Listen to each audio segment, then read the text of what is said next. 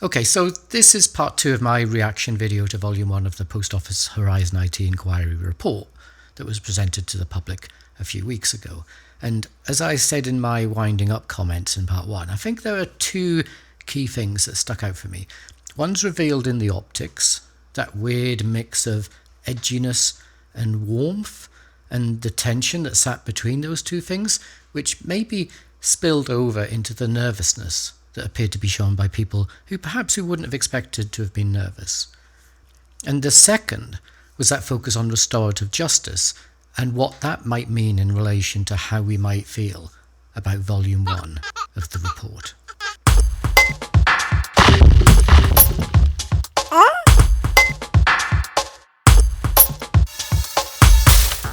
Let's begin with restorative justice and briefly go over what makes it distinct from a couple of other forms of justice, retributive and transformative justice. Restorative justice is focused on healing, retributive justice is focused on punishing, and transformative justice is focused on preventing. Retributive justice is the one most familiar to most of us when we think about the criminal justice system. It's all about punishment and accountability, bringing the criminal to justice. Transformative justice is much more focused on protecting the public from future harm through creating structural reform that lessens the chances of that crime occurring again, or that harm occurring again. Restorative justice is more focused on caring for the victim and trying to restore them to a point where the injustice no longer harms them. Retributive justice tends to be highly adversarial, and it's regulated by the state through the criminal justice system. Restorative justice is much more consensual and less dependent on the state, with bodies independent of the state often managing the process of restoration.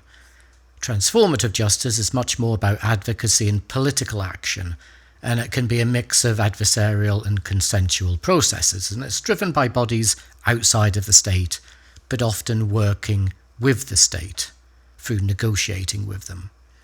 Ideally, you would want all 3 so that the victim is cared for, the perpetrator is punished, and the structural changes are made to prevent such things happening again. Now, we've seen an increasing shift in the criminal justice system towards recognising the need for restorative justice, and that started around about the mid-1980s, when the UN brought this into focus in a declaration on the principles of justice for victims. And this all has a particular resonance for me, because way back in the 1990s, I was involved with the organisation called Victim Support in the UK. It's a charity in England and Wales set up in the mid-1980s that helped victims of crime cope with the effects of crime. And I organised psychology students to undertake placements as volunteers in the organisation as part of their psychology degree. It was the first adoption of course-accredited volunteering in the UK at the time. And Victim Support was very much at the leading edge of that shift to focus more on the victims of crime. It was the first time when I was doing that work that I realised how amazing psychology students could be in spite of what we taught them. Anyway, I was getting a little bit off topic there, so let's get back to restorative justice. Restorative justice is often seen as the most compassionate form of justice because it prioritises care for the victim. But there's some big problems with it. First, when the priority is on the victim being looked after, people start to worry about the wrongdoer getting away with the crime. So if someone is knocked over by a car, you're not chasing the car down the road because you're sitting with the victim on the side of the road. And the other problem is that by lingering on the harm caused to the victim, it can leave the victim stuck in a cycle of trauma, as the harm that's been done to them is gone over and over again, as folks seek to figure out the extent of the harm and the extent of the redress that's needed to deal with the harm. And if the perpetrator that did the crime because they wanted to inflict that harm on their victim, and they took pleasure in that, well, restorative justice can actually work in their interests because they get to see their victim reliving that harm over and over again. And I think that might have been behind Wynne warning us again and again in his presentation that the content of his report was profoundly disturbing. I think that was an acknowledgement that his report might re-traumatize the victims. The other problem is that restorative justice can leave the victim feeling under pressure to forgive the perpetrator, particularly if part of the restoration or redress is getting the perpetrator to apologise for the harm they'd caused. And there's a strong social norm that if someone apologises, you should accept the apology and forgive them. And it's a norm that's been seared into our culture by organised religions such as Buddhism, Judaism, Christianity and Islam. And in Islam and Christianity in particular, unconditional forgiveness is seen as highly virtuous. As captured by the English poet Alexander Pope back in the 1700s, who famously said, "To err is human, to forgive divine." So it puts a moral pressure on the victim to accept the apology of the perpetrator, even when they don't want to, or even worse, when the apology is insincere or instrumental, the perpetrator only apologising to avoid punishment. And it can often require the victim to do all of the moral work. It becomes about their ability to let go of their resentment, and if they don't, they can be seen as a bad actor. But even when it's not horrific, the process can be handled badly, and that often happens because the organisations put in charge of the restorative process often sit outside those public institutions and don't have full accountability to the public or full visibility to the public for what they're doing. And all those problems can turn people more towards retributive justice. That becomes the thing that they call for more than restorative justice. When it comes to people watching my videos, I think people have more of a thirst for retributive justice than for restorative justice. And that's not because they don't care what happens to the sub-postmasters, I think they do. But I think they want retributive justice because that's closer to most people's sense of what justice means, but also because it's where we can direct our anger. Compassion is the thing that drives the call for restorative justice, and anger drives the call for retributive justice. But I don't mean anger in a negative sense. It's a good type of anger. It's moral anger. The anger we feel when we see others being harmed. And moral anger not only fuels the call for retributive justice, it fuels the social movements that lead to progressive social change, which is transformative justice, which is what I focus on as a critical psychologist. Restorative justice doesn't feed so much off anger, and this might be a problem because focusing on restorative justice can mean our anger has nowhere to go and just eventually sort of fizzles out. And I wondered if Sir Wynne's opening joke about the Praetorian Guard might have been him worrying that his report would leave us nowhere to put our anger, and that our anger might then turn against him. I don't know, but anyway, I don't think he has to worry, because I think the public think fondly towards him. I know I do. But if it is the case that that's what's happening, we might all be finding it hard to know what to do with our anger. Now let's get to the second part of my reactions to the video, and that was all about the optics. The report signalled the beginning of the end of a long, painful reckoning. It laid bare years of systemic abuse and social harm inflicted by the Post Office, Fujitsu, law firms and the UK government on sub-postmasters, their families and entire communities. And what was my first reaction to the report? Well, I focused on the optics. And that might have disappointed you or frustrated you, but it's what I do as a critical psychologist. I do my analysis through a semiotic lens. And that means I focus on how a thing looks and how a thing sounds, and then use that analysis to dig a bit deeper to what might be behind what's being said. And I've done this in most of my videos on the post office scandal. I don't know if you've noticed, but that's kind of what I do. So I was doing it here, I think. And when I did it, I heard and saw a tension right from the start, because the words didn't match the scene, because the staging was so poor. The lighting was brutal, it was harsh, it looked like they weren't using soft boxes, which gives a more natural, relaxed type of lighting. It looked as though they were using bare bulbs. It's a sort of lighting that creates those harsh shadows. It's the type of lighting used in film to create dramatic tension. And that lighting also picks up all the beads of sweat on people's faces, and people did seem quite sweaty in that presentation, which made them look anxious and worried. I mean, maybe it was a hot day. I know it's been very warm in London, so maybe it was quite warm in the room, and that's why people were sweaty.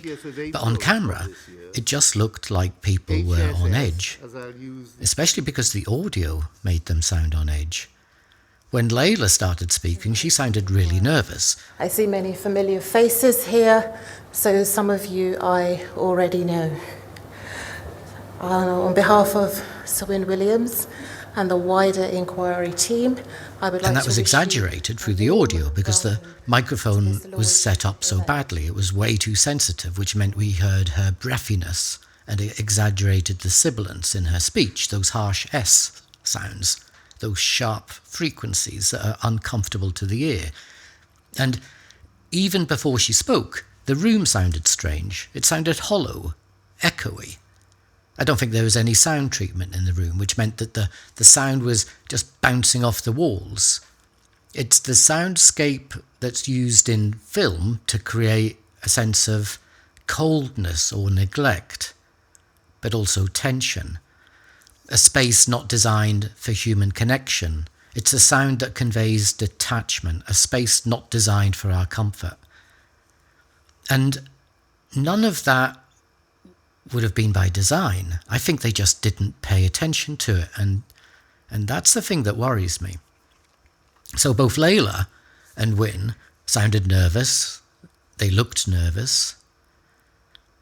It was always possible that they weren't nervous and that they were just excited, or maybe they'd had to run from the other room to get to this room because they had a tight schedule, and that's possible because they had a session prior to the one that we saw. They had a session with the core participants behind closed doors, so maybe they had to rush to this room. I don't know, but without knowing the context, I think it will be interpreted as them being nervous. Layla's voice was shaky, Win's hand was trembling, and they both tripped over their words.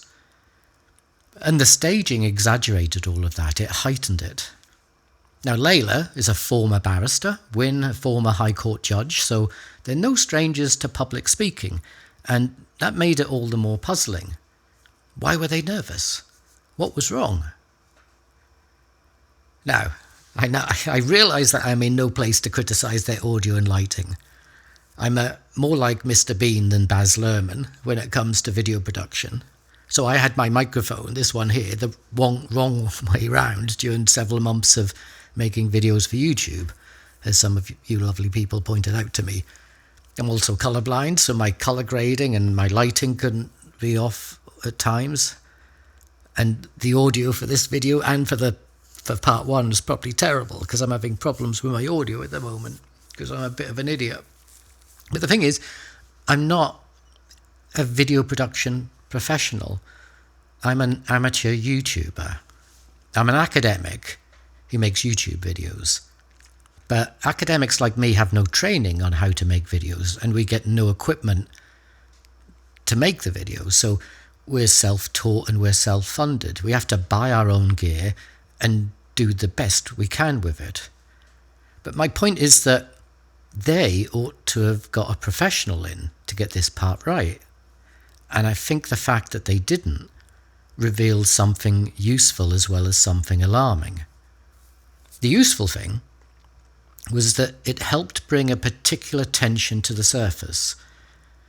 There was the horror of the scale and depth of the harm that was being reported on, the harm that the scandal had caused.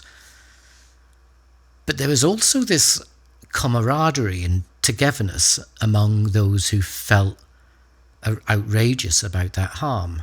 The scandal has been both riling and rallying the public. And I think the camaraderie was revealed in the familiarity and the warmth in the introduction to the session and the jokes that Layla and Wynne inserted into the session. And those things stood out because the staging was the opposite of that. It was cold and austere.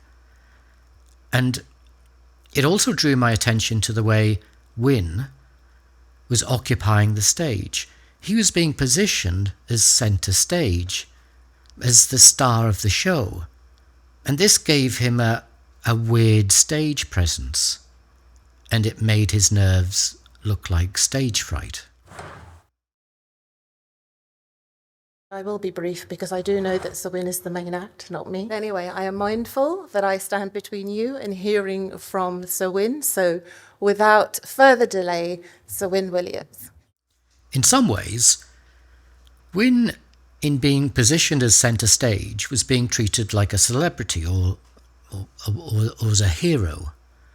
And we had another celebrity or hero there on the panel too, though we didn't hear from him. But I imagine he grabbed people's attention nonetheless. Jason Beer. Don't get me wrong, I think they've both been magnificent. I even made a video saying why I thought Jason Beer in particular has been magnificent. But I think that in this presentation I got my first real whiff that this might be a problem.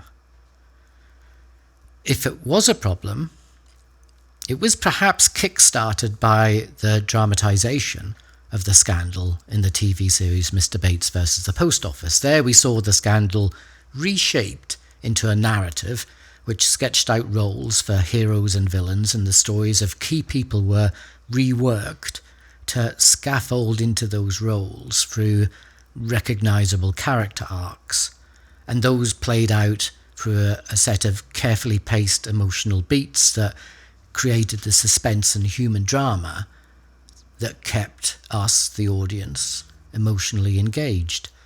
And thank goodness they did that, because it delivered the scandal in a form that grabbed broad public attention.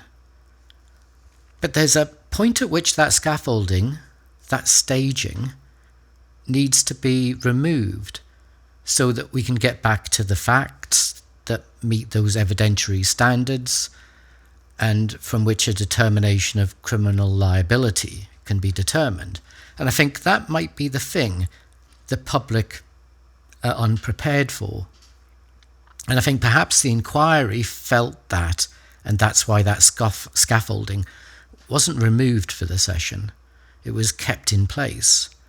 Wynne was being storied in as one of the heroes. You know, he was the person we were pleased to see and eager to hear from. It was not the report that we wanted to hear from, it was him that we wanted to hear from.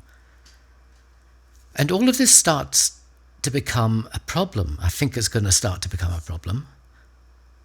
The character arcs of heroes and villains fuels a narrative where a good person is wronged and the wrong is put right by the wrongdoer being brought to justice.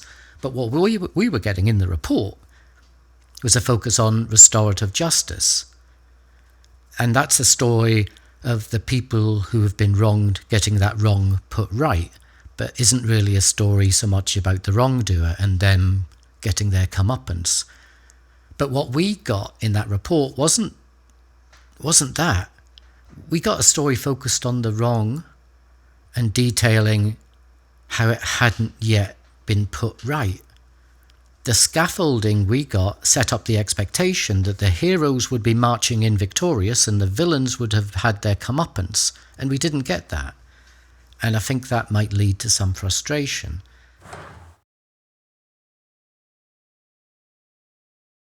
So we're being served up heroes and hope, and maybe that might start to frustrate us.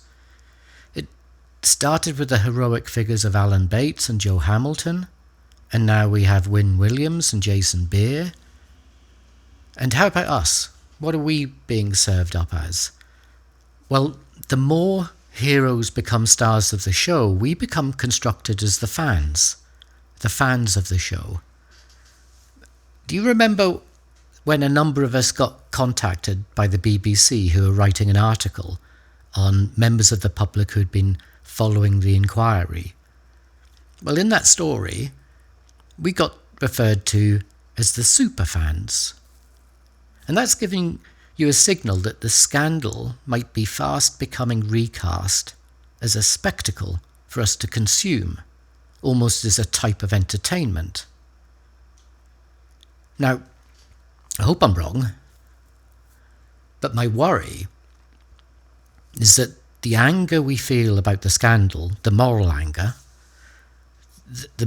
which we need to get justice served, it's the moral anger that pushes us to hold the perpetrators to account, but also it's the moral anger that helps us rally around and ask for structural change to stop this thing ever happening again. Well, that might be at risk of being placed on hold and kind of fizzling out, because if the inquiry's not careful, they might lose control of the narrative, because the narrative's getting reassembled into this type of drama around a few individuals who become loosely drawn into characters that might result in us eventually being served up a kind of pantomime where the only place for our anger is to boo and throw cabbages at the villains. And that might work in terms of keeping us engaged. It might just work in that regards, but it might not work in terms of it being just. Anyway, so those are my thoughts, and if they aren't attending to the optics, and people like me do attend to the optics, I think we have a problem, and I think that's what I got from the watching of the video. I don't know what your thoughts about it are. I'd love to read all about them. I'll try to reply if I can as soon as I can, but I would love to hear what your views of these things are. So let's wrap it up there. Next video, I have promised one on robo-debt, so I'll try to get to that as soon as I can, but there's this other video as to why some academics don't like me making these sorts of videos, and I've been saying that video is coming soon, and I've scripted it now, and so I just need to get it done. So I'll do that next. And if you're not one of those academics and you did like this video, give me the thumbs up and subscribe if you haven't subscribed, because that does support me in what I'm doing. Anyway, I hope you had felt some value in something that I've said there. And it's good to see you again. Okay, I'll try not to leave it quite so long till next time. Unless you hate these videos, in which case I'll take my time. So, till next time.